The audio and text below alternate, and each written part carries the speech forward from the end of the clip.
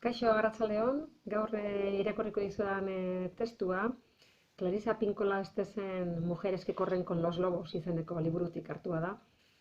Lehenengo irakurgaia, La Loba deitzen da.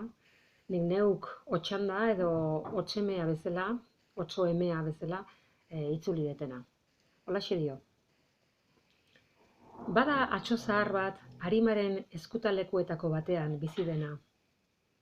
Ezkutaleku hori denek ezagutzen dute, baina oso gutxik ikusi dute. Europa ekialdeko maitagarrien ipuinetan bezalaxe, atsoa zain dago. Zain.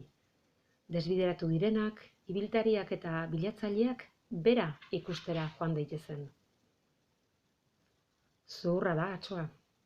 Askotan iletsua eta beti gizena eta guztiaren gainetik ez du konpainiarik nahi izaten.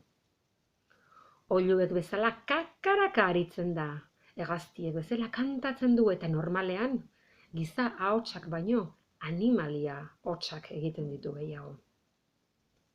Izen diferenteekin ezagutzen da. Ez zurbiltzailea, trapuketaria edo otxanda, otxoemea. Otxandaren lan bakarra hezurrak jasotzea da. Jaso eta gorde, zaindu egiten ditu. Batez ere galtzeko arriskuan daudenak. Aitzuloa desertuko izaki guztien hezurrez beteta dauka. Oreinak, kriskitin sugeak, bele-beltzak, baina otsoak ditu espezialitate. Arrastaka ibiltzen da, katuka igotzen da, eta mendi eta erreketan ibiltzen da otso hezurren bila. Hezurdura oso bat biltzen duen bakoitzean, eta azken hezurra bere tokian jartzen duenean, eta izakiaren eskultura zuri ederra begien aurrean daukanean, sutondoan esertzen da, eta ze abesti kantatuko duen pentsatzen du.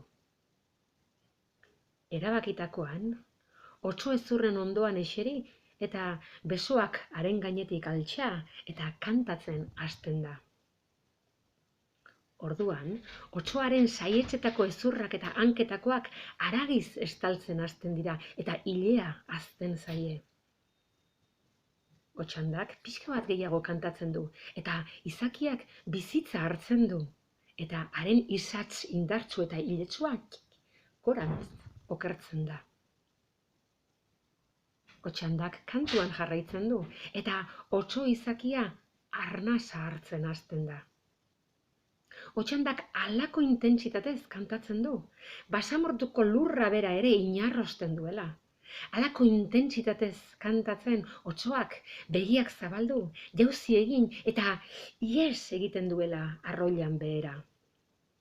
Lasterka doala, momenturen batean ez dakigu zergatik, daraman abiaduragatik edo gurutzatzen ari den errekaren uretako plisti-plastagatik, saietza argitzen dion eguzki edo ilargizpi batengatik, ez dakigu zergatik, baina otsoa andre bihurtzen da, eta libreki ostertzerantz egiten du korri algaraka.